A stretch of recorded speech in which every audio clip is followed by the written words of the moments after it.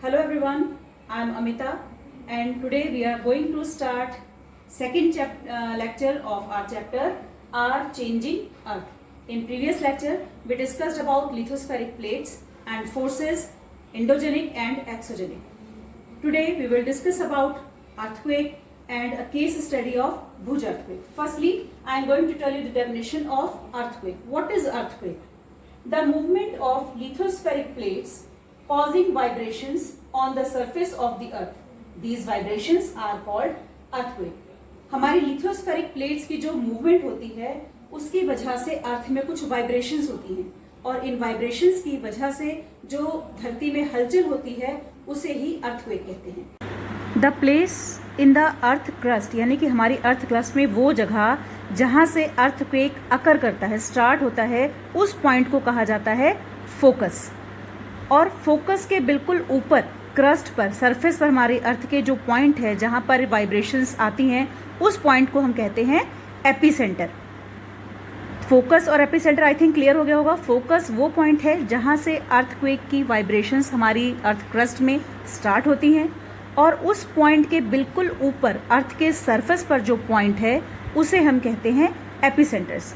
अब जो वाइब्रेशंस हैं वो ट्रैवल करती हैं आउटवर्ड्स की तरफ, यानी कि अगर वाइब्रेशंस निकल रही हैं तो वो वाइब्रेशंस ऐसा नहीं किसी एक ही डायरेक्शन में जाएंगी, वो वाइब्रेशन स्प्रेड करती हैं आउटवर्ड्स की तरफ, जाती हैं from the epicentre as waves के रूप में। और सबसे ज़्यादा जो डैमेज होता है वो एपिसेंटर पर होता है क्योंकि वहाँ पर सबसे ज़्यादा तेज वेव्स होती हैं। The strength of earthquake decrease away from the centre, और जैसे जैसे हम सेंटर से दूर की तरफ बढ़ते चले जाते हैं ये वेव्स दूर होती जाती हैं, डिस्ट्रक्शन उतना ही कम होता चला जाता है। An earthquake is measured with a machine called a seismograph. Earthquake को जिस मशीन पर मेजर किया जाता है उसे सिस्मोग्राफ कहते हैं। The magnitude of the earthquake is measured on the Richter scale, और इसकी इंटेंसिटी जिस चीज पर नापी जाती है उसे हम कहते हैं रिक्टर स्केल। कोई अर्थक्वेक जब 2 या 2 से कम की इंटेंसिटी का होता है तो उसे बहुत ही हल्का माना जाता है। An earthquake over 5 can cause damage from things falling, और जब 5 की इंटेंसिटी का अर्थक्वेक आता है तो उसकी वजह से चीजें गिरने लग जाती हैं और डैमेजिंग शुरू हो जाती है। A 6 point or higher magnitude is considered very strong. अगर 6 मैग्नीट्यूड या 6 इंटेंसिटी का आता है अर्थक्वेक तो उसे काफ़ी स्ट्रॉन्ग समझा जाता है। And 7 is classified as a major earthquake, और अगर 7 की इंटेंसिटी का अर्थक्वेक आता है तो उसे बहुत ही मेजर अर्थक्वेक माना जाता है। हालांकि अर्थक्वेक्स को प्रिडिक्ट नहीं किया जा सकता, लेकिन अगर हम इसके लिए पहले से तैयार रहें तो इसके नुकसान को हम मिनिमाइज जरूर कर सकते हैं। Now we are going to study a case study of earthquake जो कि भुज में हुआ था।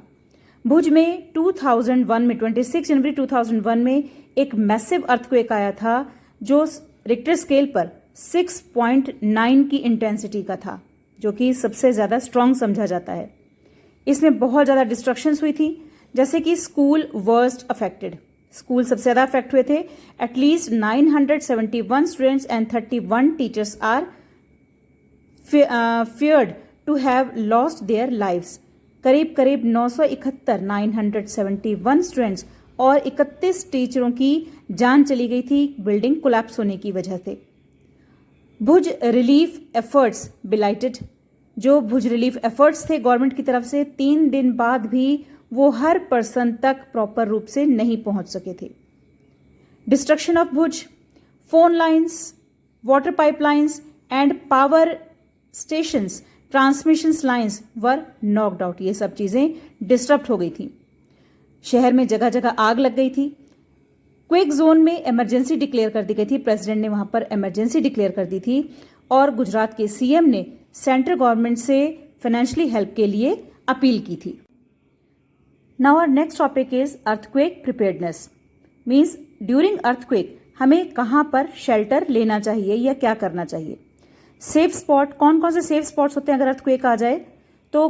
अगर हम किचन में हैं तो किचन के काउंटर के नीचे, अगर हम किसी रूम में हैं या स्कूल में हैं तो टेबल और डेस्क के नीचे हमें छुप जाना चाहिए, या किसी दीवार के कॉर्नर पर हमें खड़े होना चाहिए। स्टे अवे फ्रॉम, किस चीज़ से हमें दूर रहना चाहिए? फायर प्लेसेस से, वो एरियाज जो चिमनी के आसपास हों। विंडो से, क्योंकि विंडो का कांच है वो टूट के हमारे पर गिर सकता है। वॉल पे लगी हुई पिक्चर के फ्रेम्स हमारे पर गिर सकते हैं, तो इन चीज़ों से हमें दूर रहना चाहिए। Be prepared and spread awareness amongst your friends and family members and face any disaster confidently.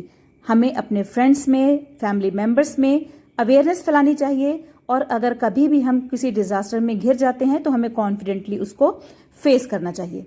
This is all about of today's lecture. In next lecture we will discuss about volcano and major landforms. Thank you.